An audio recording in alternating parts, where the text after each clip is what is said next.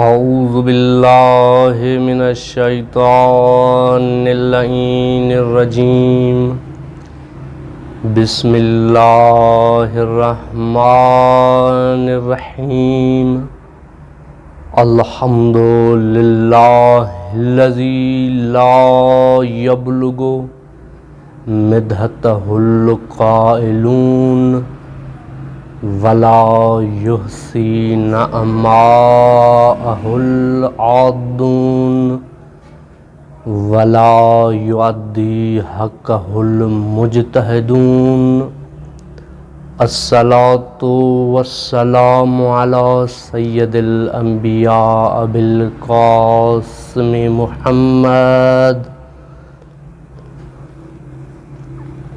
وآلہ الطیبین الطاہرین المعصومین ولعنۃ اللہ علی اعدائہم اجمعین من الآن الی قیام یوم الدین اما بعد فقد قال اللہ تبارک و تعالی فی قرآن المجید بسم اللہ الرحمن الرحیم ووجدک عائلا فاغنا درود بر محمد و آل محمد اللہم صلی علی محمد و آل محمد۔ عزیزان محترم، سامعین گرامی قدر، آپ کی بارگاہ عالیہ میں حاضر ہوئے ہیں۔ کہتے ہیں کہ اس سیدہ طاہرہ ختیجۃ الکبریٰ کی حیات طیبہ پہ کچھ بولا جائے، لیکن ہماری کیا اوقات ہے، ہماری زبانوں میں اتنی جرأت ہی نہیں ہے کہ ہم اس ذات کی مدح سرائی کر سکیں جو ہماری مدح سرائی کے محتاج نہیں ہے۔ ان کی سیدہ ختیجۃ الکبریٰ کی شان، منزلت، مقام دنیا اور عالم اسلام کے لیے روشن اور واضح ہے، کیونکہ ان کے قصائد خود خداوند متعال نے اپنے کتاب میں بیان کیے ہیں۔ یا تو رسول خدا صلی اللہ علیہ وآلہ وسلم نے اپنے زبان طیبہ سے سیدہ ختیجہ کی شان اور منزل اور مقام بیان کیا ہے، یا تو ائمہ معصومین علیہ السلام بیان کر چکے ہیں اور ان کی زبانوں سے اس ذات کی شخصیت واضح ہوئی ہے۔ بہرحال عقیدے کے لحاظ سے اور تبرکاً ہم مل کر یہ رسول اللہ کی بارگاہ میں ان سے جو ہے تبرک کی خاطر چند منٹ فقط اس ذات عالیہ کا ذکر کریں گے۔ سیدہ ختیجہ کی شخصیت کے مختلف پہلو ہیں، مختلف ادوار گزرے ہیں بی بی ختیجۃ الکبریٰ کی زندگی کے۔ بہرحال ایک تفصیلی گفتگو ہو جائے گی اور ان کے لیے خمسے یا عشرے منعقد ہوں تاکہ کامل جو ہے وہ بررسی کی جائے۔ بہرحال ان کچھ وقت میں ہی کچھ وہ پہلو بیان کیے جائیں جو رونما ہیں، واضح ہیں اور اظہر من شمس کائنات کے لیے روشن ہیں۔ یہ کہ سیدہ ختیجۃ الکبریٰ کی زندگی طیبہ ہے اور سیرت نمون عمل ہے اور کردار نمون عمل ہے۔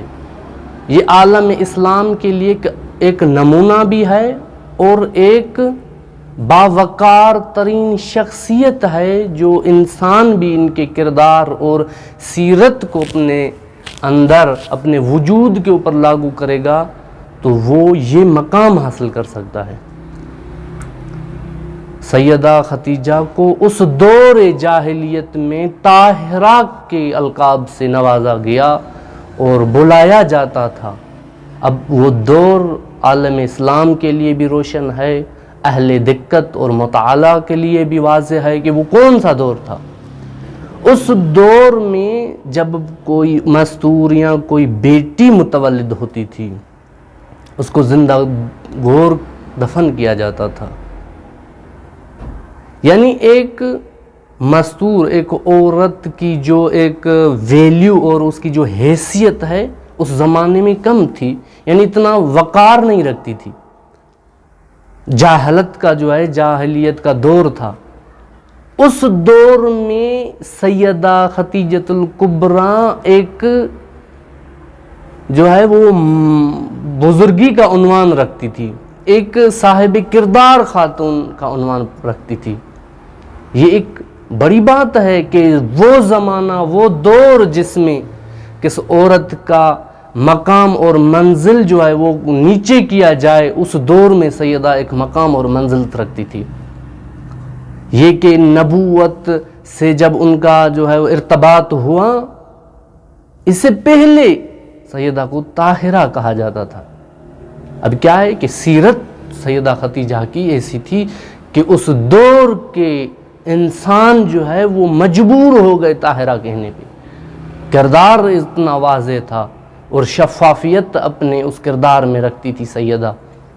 بہرحال جب یہ بی بی رسول خدا صلی اللہ علیہ وآلہ وسلم کے ساتھ ایک جو ہے ارتباط کرتی ہیں, ایک رابطہ ہو جاتا ہے عقد کے عنوان سے, تو درج اولا جو ہے بی بی خدیجہ کی زندگی اور سیرت عوام و ناس کے لیے روشن اور شفاف ہو جاتی ہے.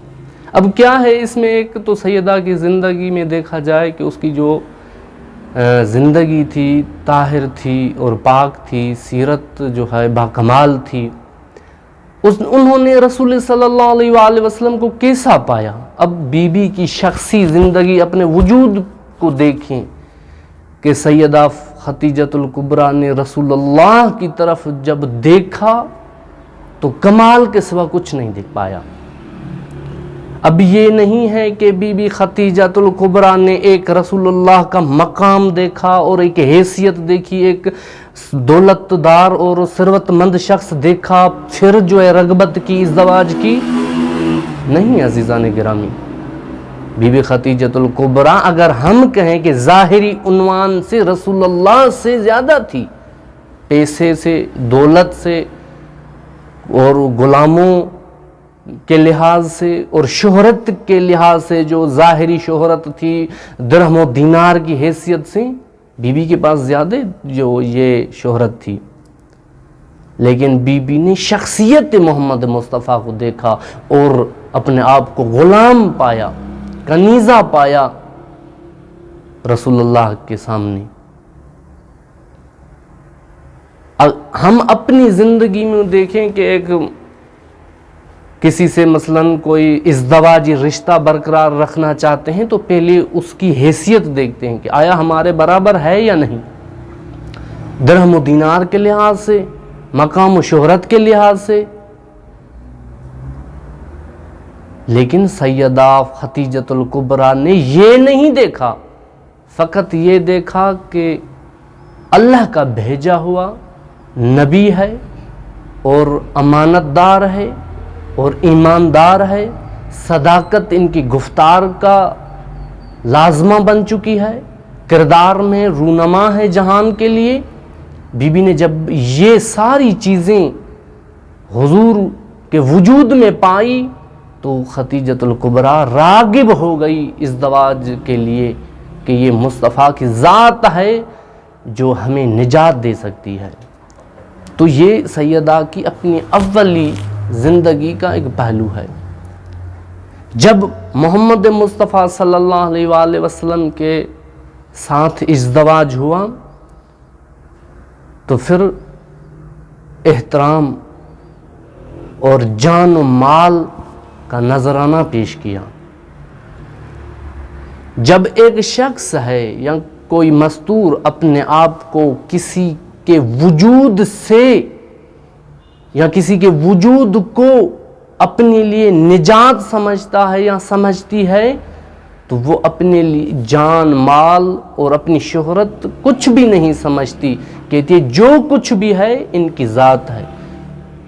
یہ سیدہ خدیجہ کی زندگی سے اور سیرت طیبہ سے ملتا ہے۔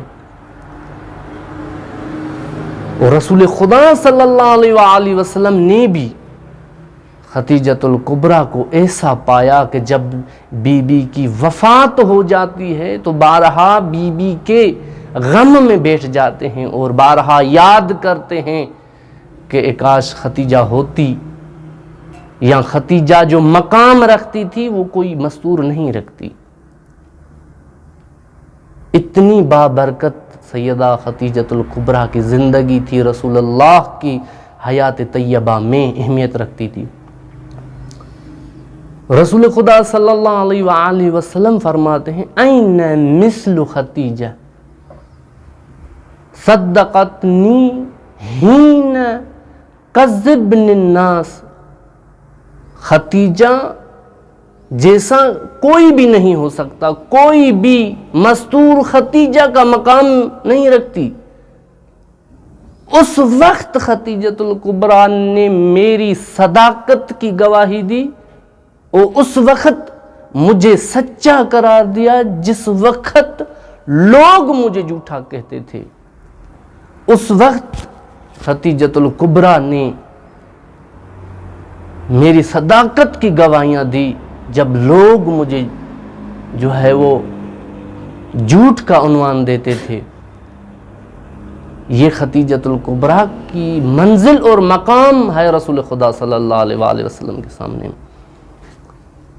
اور خدیجۃ الکبریٰ نے اپنی حیثیت اور مقام اور جو اپنا ایک زندگی کے مراحل تھے وہ سارے ختم کر دیے رسول اللہ کے آگے، اپنے وجود کو ختم کر دیا، اپنی دیکھ بھال چھوڑ دی، اپنی تجارت، اپنا کاروبار، اپنی زندگی کی جو بھی وجوہات اور مقصد تھے وہ سارے ختم کر دیے رسول اللہ کے مقصد کے سامنے، اور سر تسلیم ہو گئی۔ جو بھی رسول اللہ کہتے تھے یا ان کی اس کار میں، اس کام میں، توحید میں ساری زندگی وقف کر دی۔ وہ جان ہو، مال ہو، عزت ہو، شہرت ہو، ساری جو چیزیں تھی خدیجۃ الکبریٰ نے رسول اللہ کے دامن میں رکھ دی۔ کہہ دیا کہ یا رسول اللہ آپ کے لیے ہیں، آپ کے دین کے لیے ہیں، آپ کی توحید بیان کرنے کے لیے ہیں، میری مال اور دولت جو بھی ہے۔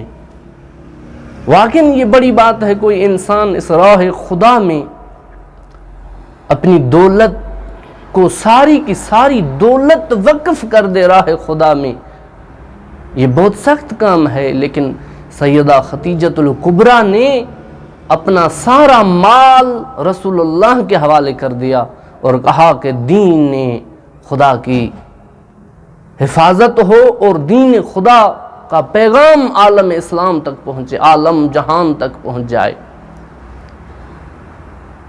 تو سیدہ نے اپنا مال دیا رسول اللہ کی بارگاہ میں، اس مال سے رسول اللہ نے اسلام پھیلایا، دین مبین کی خدمت کی۔ یہ خدیجہ کا ایک مقام ہے۔ پھر اللہ کے نزدیک بھی سیدہ خدیجۃ الکبریٰ کا ایک بڑا مقام ہو جاتا ہے۔ جب سیدہ خدیجۃ الکبریٰ کا آخری وقت آتا ہے، مریض ہو جاتی ہیں تو رسول اللہ عیادت کے لیے آ جاتے ہیں اور کہتے ہیں خدیجۃ الکبریٰ اللہ نے آپ کے لیے بشارت دیے، سلام دیے ہیں، بشارت دیے ہیں۔ ان اللہ عز وجل امرنی ان ابشر خدیجہ ببیت فی الجنہ۔ رسول اللہ فرماتے ہیں خدیجۃ الکبریٰ اللہ رب العزت نے آپ کے لیے بشارت دی ہے کہ آپ کا گھر جنت میں ہے۔ تو یہ اللہ نے خدیجۃ الکبریٰ کا ایک مقام بیان کیا ہے کہ خدیجہ کبریٰ نے دین اسلام کی حفاظت کے لیے اپنی جان مال اپنی عزت شہرت دی ہے، تو اللہ نے ان کے لیے ایک مقام رکھا ہے جو مقام جنت میں ہے خدیجۃ الکبریٰ کا۔ یہ سیدہ کی زندگی کے کچھ پہلو ہیں، اور ہم دعاگو ہیں کہ پروردگار ہم کو اور ہماری مستورات کو سیدہ کی زندگی اور سیرت پہ چلنے کی توفیق عطا فرمائے۔ وما علینا الا البلاغ المبین۔